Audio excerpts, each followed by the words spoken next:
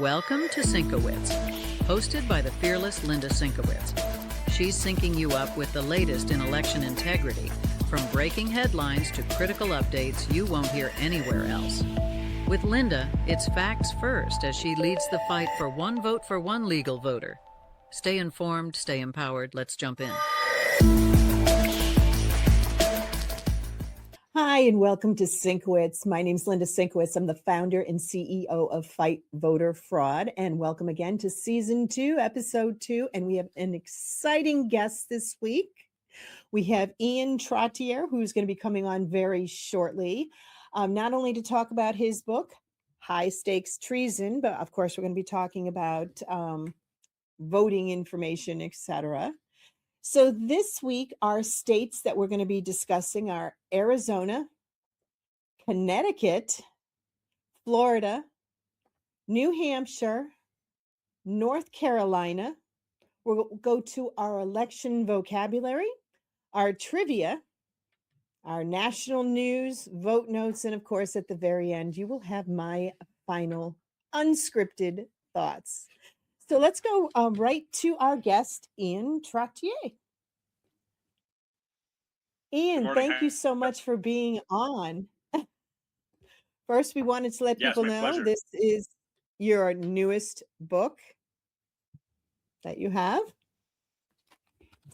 I think it's amazing. I have only read a third of it so far, and I think people really need to get your book and read it. And I think it'll get people's temperatures rising. It has for mine. But let's go and talk about what you would like to talk about on our program this week. Yeah, interesting. Yeah, I mean, offline, you had mentioned something in regards to your reaction, right, to the temperature in reading through this book. And folks, when you order it, you can get it on Amazon. When you go through it, and people go through it, they need to understand it's basically the format is how an FBI agent would have reported it back to his employer. That's basically how it reads. I have an intel source. He left the bureau in 2000. In 2011, he got into the malfeasance of John Brennan, the criminality being conducted by John Brennan while he was serving under the Barack Obama administration. And that is what he gave me a binder in 2024, and I've turned that into a book. So I went through and added some things, and of course it went through an edit and legal vet.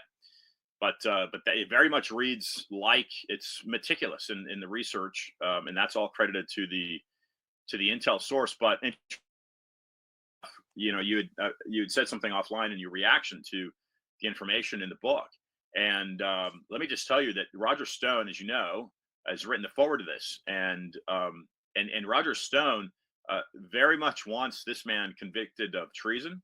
And just to mention, in regards to, again, the temperature that you were explaining, that you experienced going through the pages of it, constitutional, right? The Constitution calls for treason to be treated with a possibility of death penalty. I mean, we're not messing around here in regards to being a traitor to the country.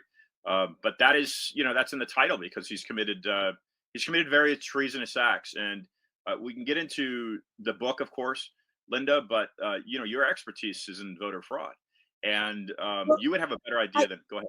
Yeah.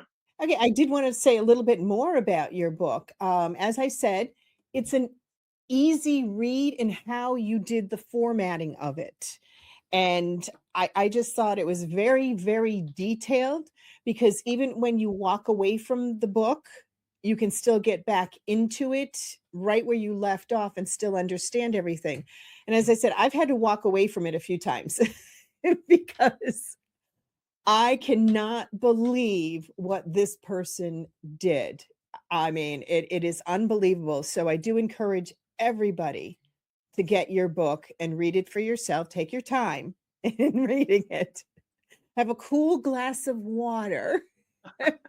And really don't try to read it if you're trying to get to sleep at night, because you're not going to be able to sleep. But anyway, great job on the book. It is phenomenal.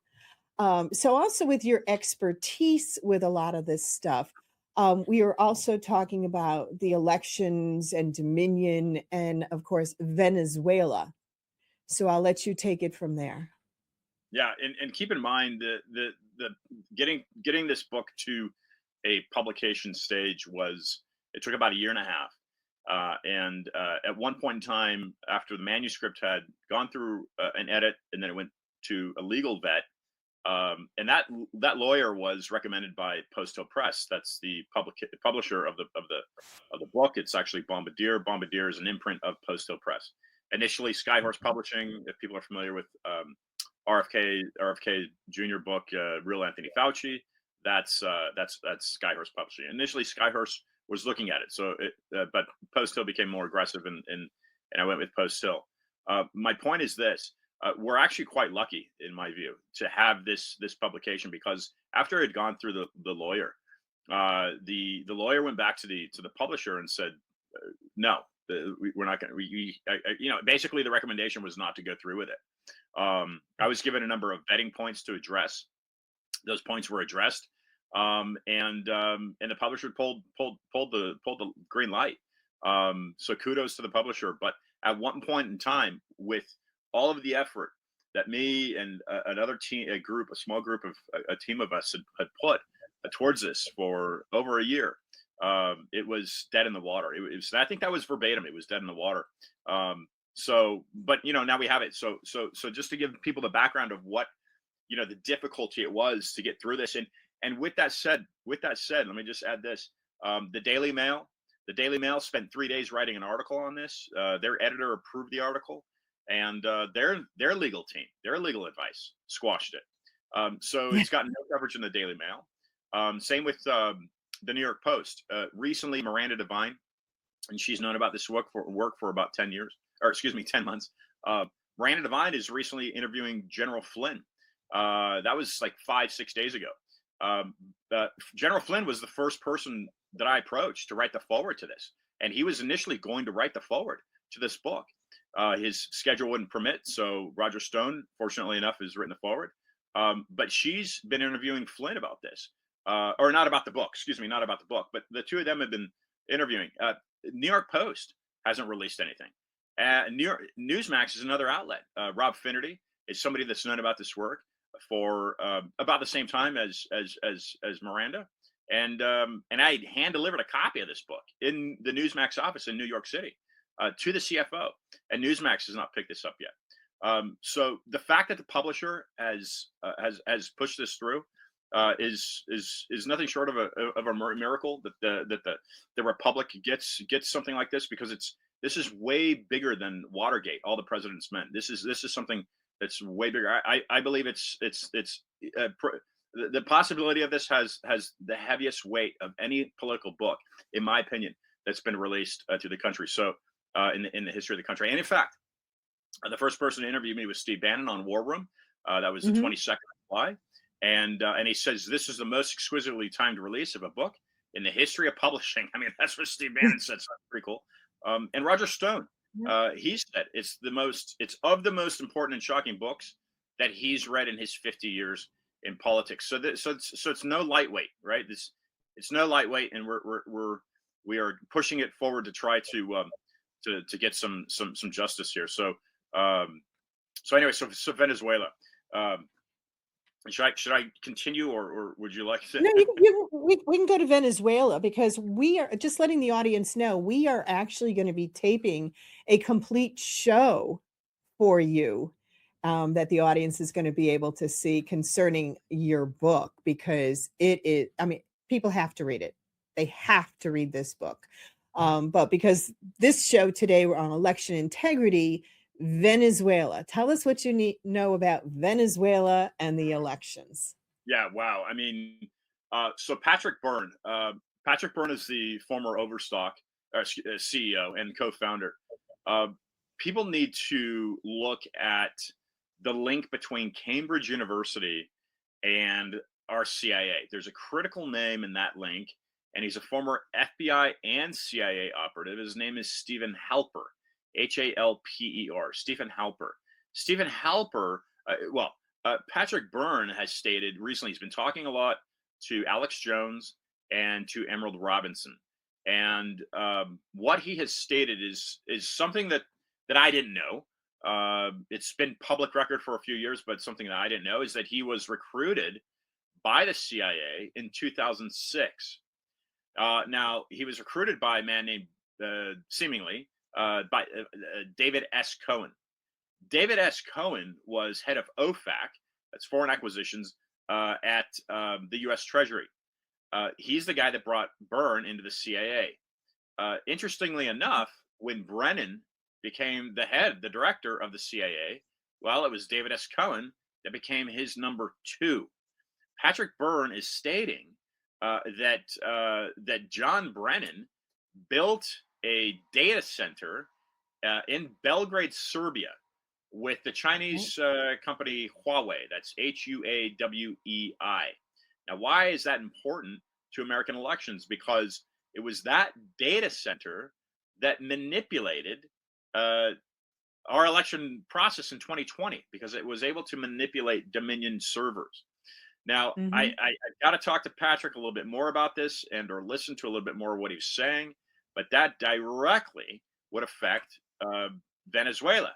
And we know this, and perhaps you can shed more light on this, Linda. But of course, the Dominion server, headquartered, now known as Liberty Vote, headquartered in Colorado, right? That's the state where Tina Peters is being imprisoned.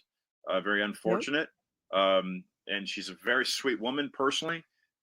Just to do that to somebody like, it's anyway. So that's where she's being imprisoned, and she's being imprisoned under state laws, even though Trump has pardoned her federally. Yeah. She can't be removed because of the state laws in Colorado. But keep in mind, that is probably the most critical state, because it's where the headquarters of Dominion was. And we know that Smartmatic merged with Dominion. Now, Smartmatic started in Venezuela, and that was the system. Maybe I'm rehashing things that your listeners already know, but that's the system that was created by Chavez, essentially, to put himself in power, and then for Maduro to maintain his power in Venezuela. And my understanding is that Smartmatic, after it was created by Venezuelans who studied in America, based that company in the UK. And so there's a web here internationally to be concerned about.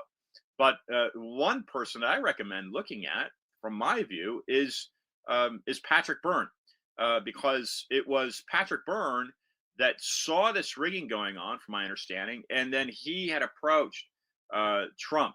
I believe it was that way. It may have been the other way around, where Trump had approached him, but I thought it was Byrne approaching Trump about the election fraud. Now, a broader kind of umbrella that I look at, and I was you introduced me to Matt Meck a couple of weeks ago, and he has sent me, and I went on his show and had a great interview with him. But he has sent me a graph, Linda, and of recent. That was probably 4 days ago. That graph shows that USAID, USAID, which is an American U.S. Department funding United Nations programs, USAID was funding the Dominion servers for multiple countries globally. But what that means is that USAID was funding our own election rigging process. So you've got, just so people know, it was Venezuela, China, and Serbia.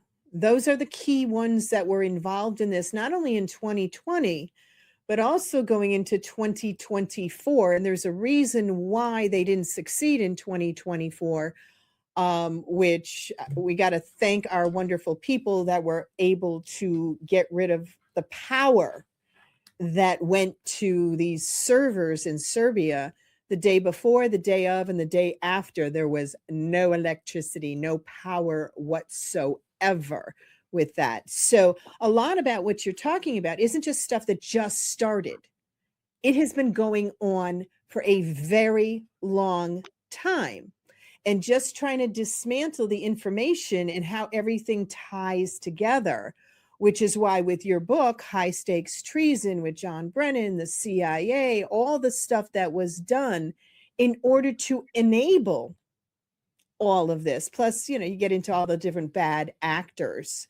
Like I said, it's just an incredible web of what has gone on. So what I'd like to do, because we're running short on time, again, we're going to be doing a full segment with you. We'll be taping that in a couple of days, and we'll get that out to the public. But I want to thank you so much for coming on. We want people to know who you are, get your book, and that we're going to be seeing a lot of you. So thank you so much for coming on. I really appreciate it. We're going to go to a quick break, and we'll be right back. At Fight Voter Fraud, we work to ensure every legal vote is counted, and no unlawful vote ever diminishes the voice of we the people. We're fighting for you in courtrooms and communities nationwide to protect transparency, accountability, and fairness in every election. Our mission is simple: one vote for one legal voter.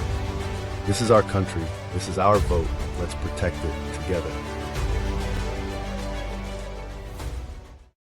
Hi, I'm Linda Sinkowitz. I'm the founder and CEO of Fight Voter Fraud. I'm very excited to announce Operation Verify Voters 2026.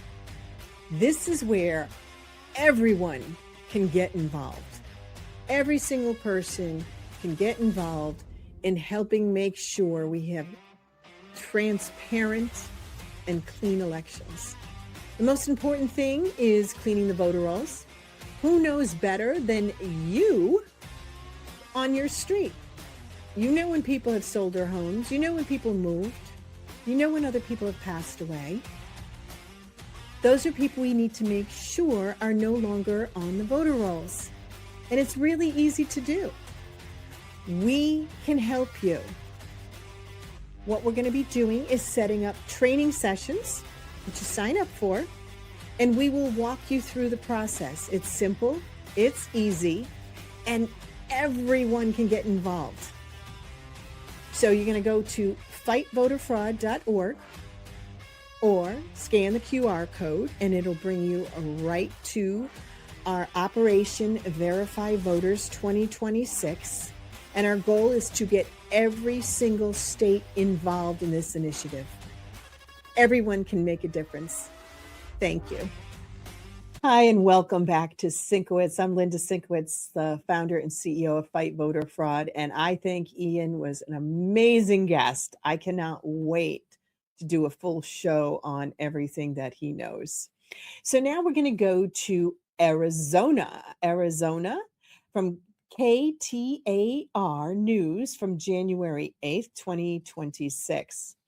Secretary Adrian Fontes says DOJ lawsuit over Arizona voter rolls has no sensible motive. We know where this story is going. And just so everybody knows, last week, Arizona and Connecticut were the last two being sued by the Department of Justice, which brings it to 23 states. So, getting back to Arizona, the Arizona Secretary of State, Adrian Fontes, said Thursday the Department of Justice has a very, very weak case, unquote, regarding the voter information he refuses to hand over. There's no sensible motive that's been presented, Fontes told KTAR News 92.3 FM's Mike Broomhead show. On Wednesday, the Department of Justice added Arizona and Connecticut. For those who don't know, I'm from Connecticut. Of nearly 24 states, it is suing for refusing to hand over wide-ranging voter data, including driver's license numbers and social security numbers. Mind you, it's just the last 4 digits of your social security numbers. Okay, so Fontes said he would have to break federal and state law to fulfill the request, something he won't do. Is he on something? You're going to have to, no. I mean, this is what the left does. They make things up. All right, so he says they're asking for everything, much of which we are prevented from sharing because it's a felony in Arizona to do so, and it violates the 1974 Privacy Act and the Federal Privacy Act. So what the DOJ is asking us to do is, on its face, is illegal. No, it's not. It's not. And so he said no. Fontes said the DOJ made the same request to 40 states and only 2 have complied. Well, it's all 50 states and more than 2 have complied. So why is the Department of Justice suing Arizona's Adrian Fontes to get voter data? The DOJ, the Department of Justice, cited enforcement of the NVRA, which is the National Voter Registration Act, and Help America Vote Act, which is HAVA, and the Civil Rights Act of 1960 as a basis for the authority to inspect voter registration data. It's just simple. Name, address, date of birth, social security number, the last 4 digits, and or the driver's license numbers. And it's just a snapshot to see if they're complying with federal law, which I'll tell you, no, they are not. They are absolutely not. And all we hear continually from the Democratic states, because we know they're hiding the information, and we know why. We'll get into that when I get to my final thoughts. So, quote, accurate voter rolls are the foundation of election integrity, and any state that fails to meet the basic obligation of transparency can expect to see us in court, said U.S. Attorney General Pamela Bondi in a press release announcing the lawsuits against Arizona and Connecticut. Fontes suggested the Department of Justice is targeting Democratic secretaries of states in the 23 lawsuits filed to this point. Of course they are. You're the idiots that aren't turning it over. Oh, they're coming after us because we're Democratic states. It's like, no, they're going after you because you are not complying with federal law. Again, they twist things around. And of course, I don't have an opinion. Never have an opinion. Oh, we're not even going to bother reading the rest of that. Done with that one. Okay, now we're going on to Connecticut.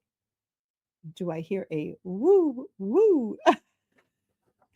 Connecticut, from Connecticut Insider on January 6th. Connecticut is sued for refusing to hand voter information to Trump administration, officials say.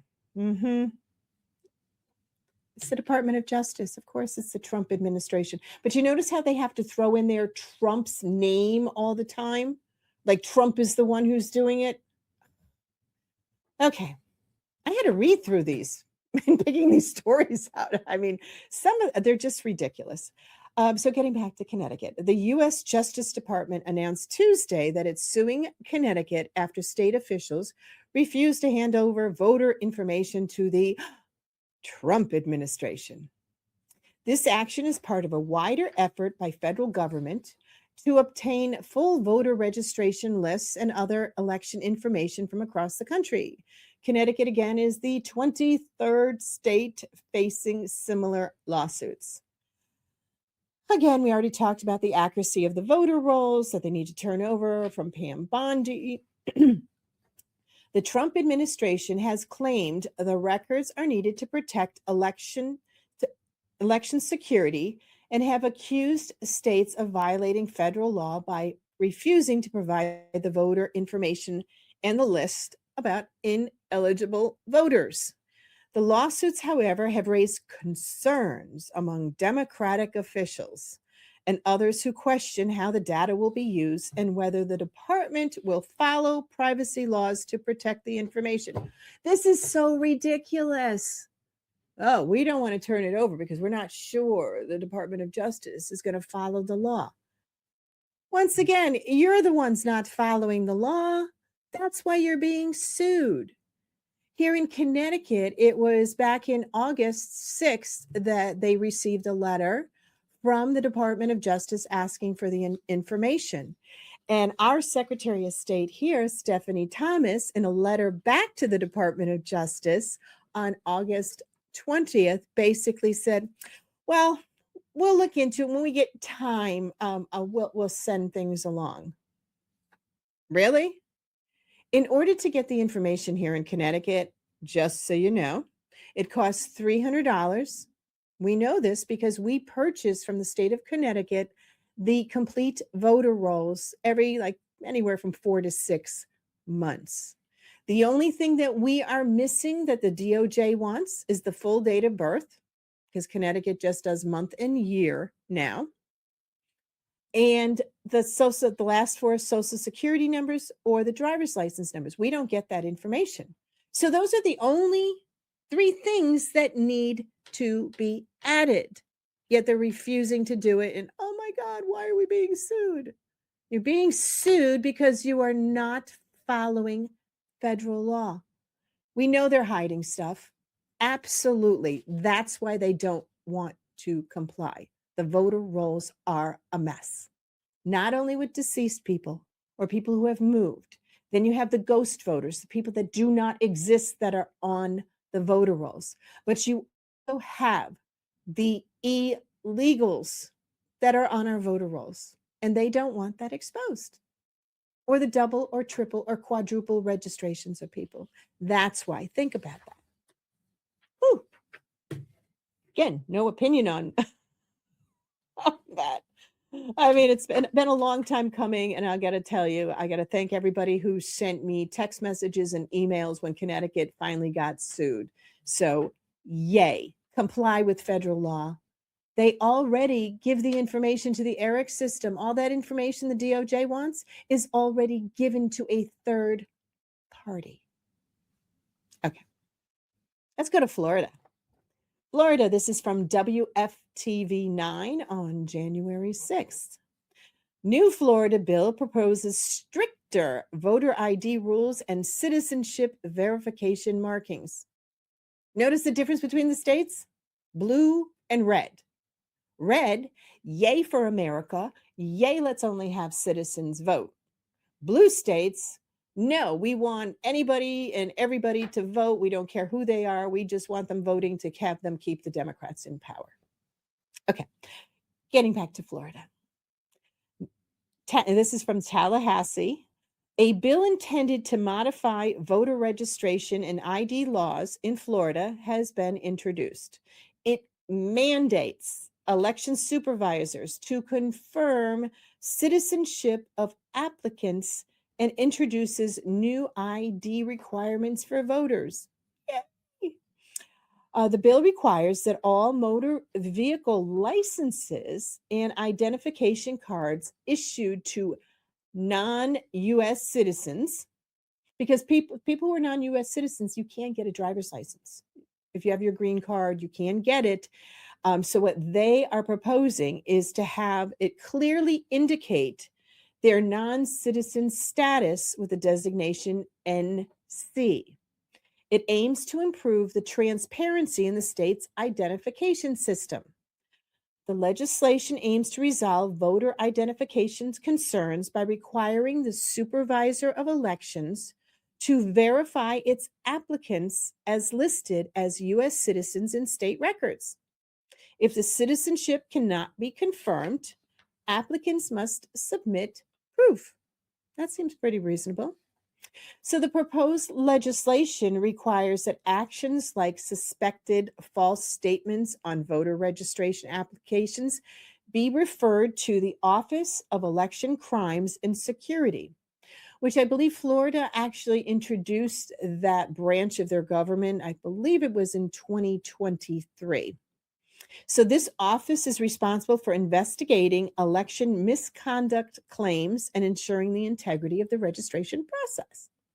A key update in the bill is to change the identification rules at polling stations. Now, voters are now required to show a valid Florida ID.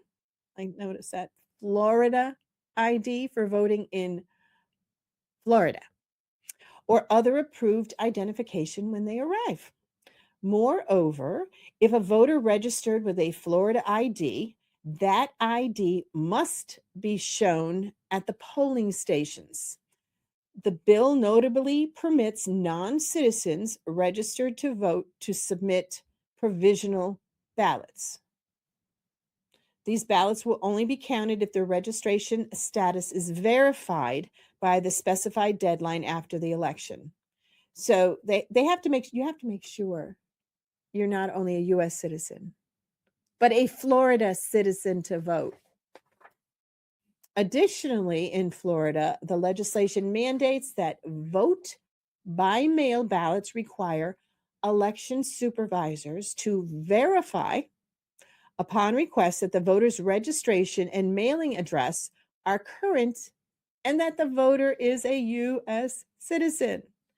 If a citizen's verification is unsuccessful, voters must provide proof before voting or receiving an absentee ballot. Yay to the state of Florida. Now we're going to go on to New Hampshire. This is from NHPR on January 7th. Voters requesting a ballot in New Hampshire could no longer be able to use an ID card issued by a college or high school under a measure that cleared the House on Wednesday.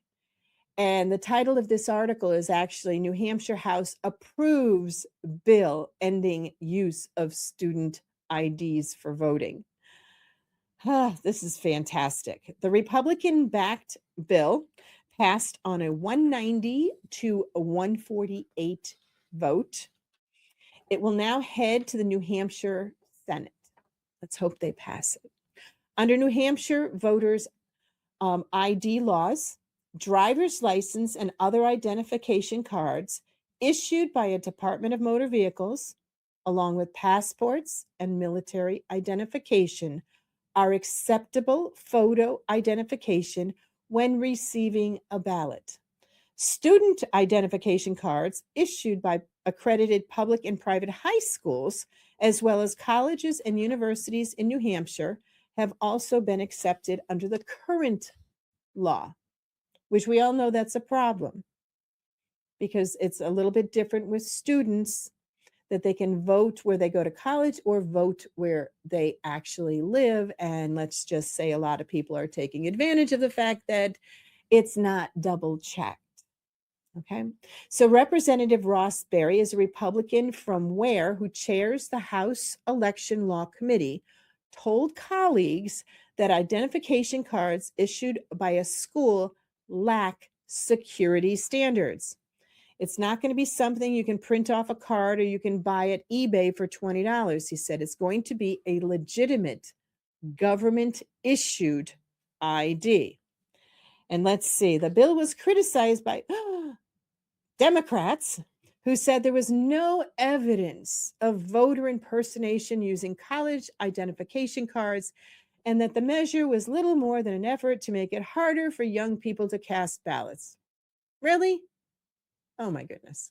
Whine. Oh, our first tissue box for today is for the New Hampshire Democrats. Quote, the reality behind the bill is it's a blatant attempt to unconstitutionally prohibit students who are already registered and qualified voters in New Hampshire from exercising their undeniable constitutional right to vote, quote, said Representative James Newsom. I almost said his last name incorrectly, a Democrat from Conkatucook. Oof. Newsom warned that the measure, if it were to become law, could end up being challenged in court. Why not? You know, that's what happens when you have people who do not want election integrity or do not want to make sure only the voters of that state or county are actually the ones voting. The original version of the bill proposed other changes to the state voter identification law, including requiring only driver's license issued by New Hampshire Department of Vehicles to be accepted. Well, that stuff was stripped from the bill, and we'll end that story right there, as there was, some more rhetoric that went on. Now let's go to North Carolina. North Carolina. This is from the Mountaineer on January 10th, 2026. Who's behind the signs? Mystery campaign signs could violate election laws. Now, I know you're going to see the sign in the graphic, and when you look at it, you're going to go, oh, wow, how did that happen? All right, so negative political signs attacking a county community candidate or commissioner candidate have popped up around Waynesville, inciting outrage and debate online. But the question on everybody's mind is, who's behind them? Quote, don't vote for Terry Ramey, the village idiot, unquote, the signs read, with a disclosure in the bottom corner that says, paid for by Johnny Hopeful. Now, we all know those signs. You can't do that. There's election laws that have to be followed. So that's what we're going to go into right now. So first of all, the name calling and singling out a candidate for attacks is a bold campaign move in Hayward's tight-knit community, but publishing the signs anonymously goes a step farther and potentially violates state laws. Now, campaign finance rules state that any expenditure over $100 for an election for or against a candidate must be disclosed to the State Board of Elections within 10 days. That's called accountability. Now, quote, you have to know where the money's coming from and where it's going, said Robbie Inman. He's the director of Haywood's Board of Elections. If you're in support of opposition and you spend money, which somebody did, because you have something tangible in your hand, who paid for it? Unquote. The no, quote, Johnny Hopeful, quote, or other committee has registered the sign's expenses with the state, meaning that whoever's behind the signs is likely running afoul of election campaign finance laws. Quote, there's no specific person who's taken credit. Johnny Hopeful does not exist as a committee of any kind here in Haywood County, said Inman. The only way the signs would not be in violation of state law is if the creators spent less than $100 to produce them, but it doesn't take much in terms of campaign expenses to cross the threshold. When Commissioner Terry Ramsey, who was elected to the county commission in 2022, found out about the signs, he filed a complaint with the Board of Elections. Now it's up to the state investigators to find out who made those signs, calling him the village idiot. So they're investigating, and more on the story. Like I said, just go to the story in the Mountaineer, and you can read up on the rest of it on the who done it. I thought it was pretty funny when I saw those signs. It's just like, wow. Okay, now we're going on to national news. And this is news from the states on January 9th. Pennsylvania disputes claim that it's in talks to share voter rolls with Ohio. Pennsylvania officials say they're not in discussions to hand over private voter information to Ohio, where officials are trying to identify voters who double registered following the state's departure from a bipartisan voter data sharing program. So just a little background on this. In December, Ohio Secretary of State Frank LaRose, he's a Republican, announced a, quote, multi-state election integrity network called Alexa that will share its voter information with 10 other states' voter rolls to identify people who try to vote illegally, often by having more than one active voter registration and then casting multiple ballots in the same election. It's a felony and it's illegal. And I think it's great that he is trying to pull together this coalition to root that fraud out. So the press release also said that Pennsylvania was, quote, finalizing an agreement to join the program. But the officials in Pennsylvania say that's not the case. Amy Gilley, a spokesperson for Pennsylvania's Department of State, said the two state agencies spoke last summer about a possible information sharing agreement, but the conversation ultimately fizzled out. In September, our department provided Ohio with revisions to the proposed agreement that will accomplish the objective while protecting the voters' private information. She said in a statement, "We never received a response. We never engaged in any discussions about joining a larger election data sharing initiative with Ohio. Pennsylvania is still a member of the ERIC system," which, again, you want to read the rest of the story? It's online. I'm sorry, some of this stuff just drones on and on and on. But we know what kind of state Pennsylvania is, and we know why they would be against actually cleaning their voter rolls. Now we're going to go on to the election term for the week. This is from Ballotpedia on January 9th, 2026. Fusion voting.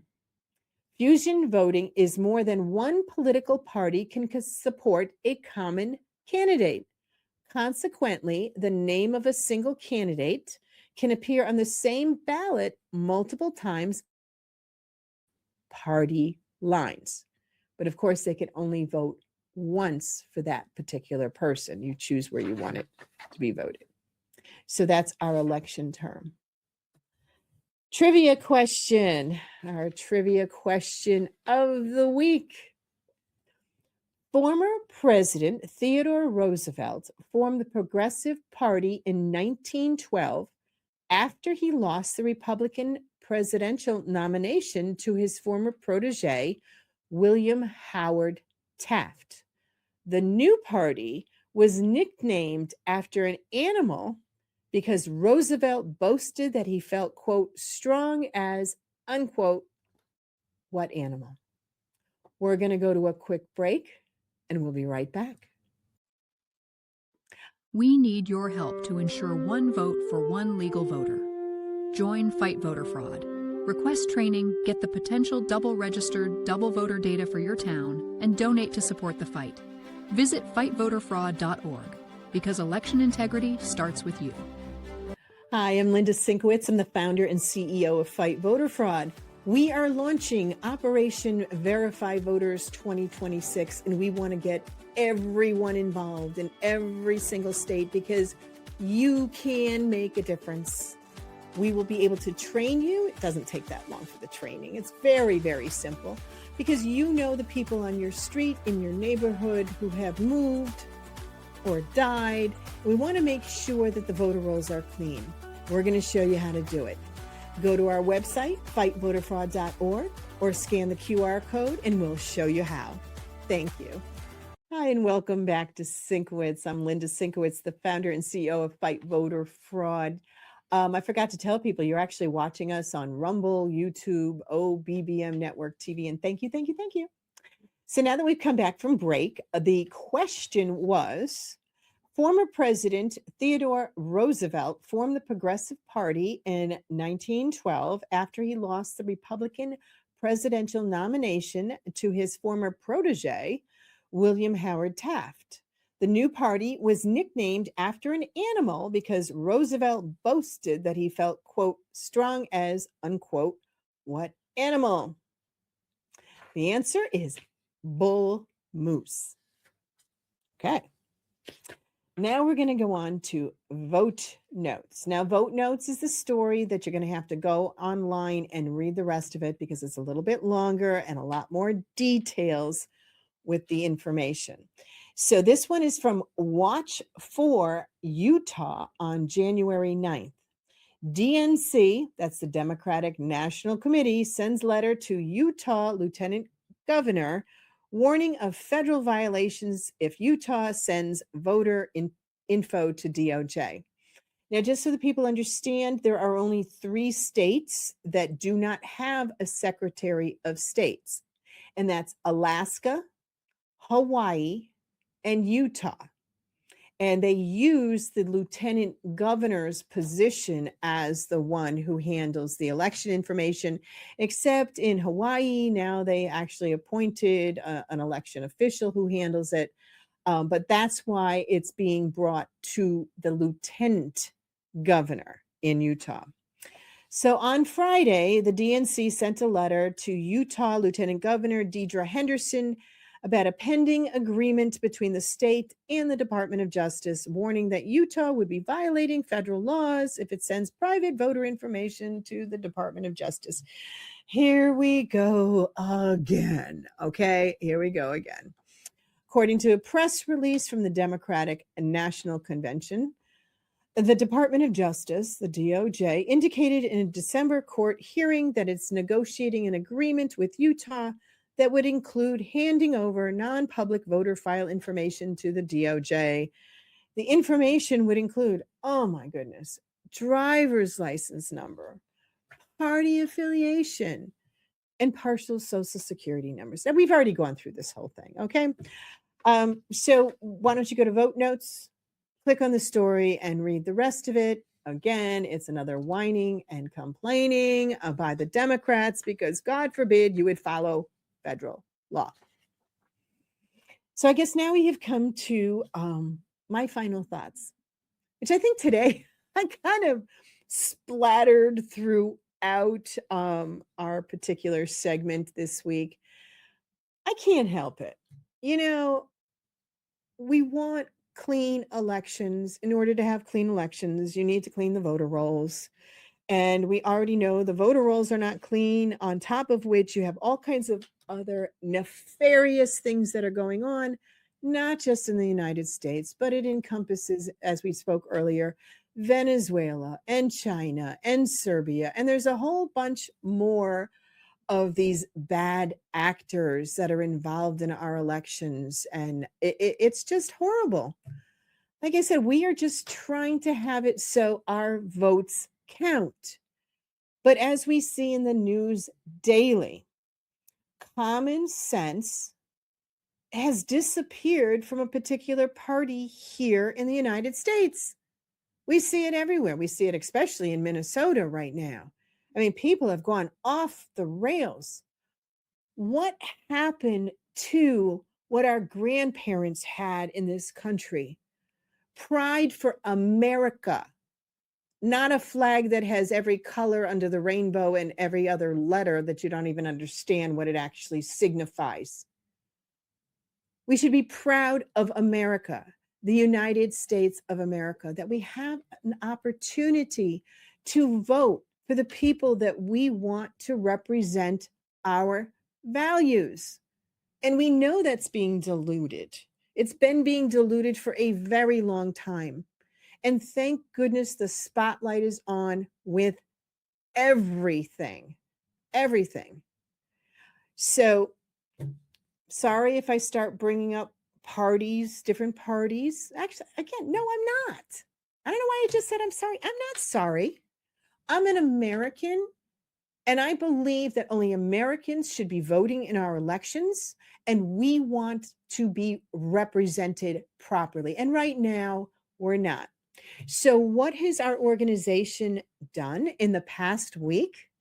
We launched Operation Verify Voters 2026. We have, as you saw in our commercial break, we have a 1.5-minute clip. We have our 30-second clip concerning it.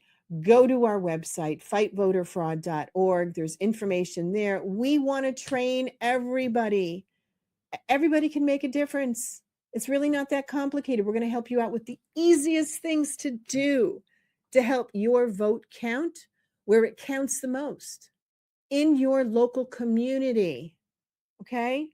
So please go to fightvoterfraud.org, sign up for our training classes, or contribute. If you'd like, you can actually sponsor a number of other people to go through the training. Everyone can help with this. Help us with our mission for Operation Verify Voters 2026. And as always, I want to thank everyone who has been watching our program, Sinkowitz. Our goal is to educate the public on election integrity. And also our guest, Ian Trottier, you really need to get his book. It is fabulous. It's High Stakes Treason. It's on Amazon. It only took a day to actually get it delivered to me. It is absolutely worth the read. So thank you again watching us on OBBM Network TV, Rumble. Sign up on YouTube, like, share, and thank you again for watching.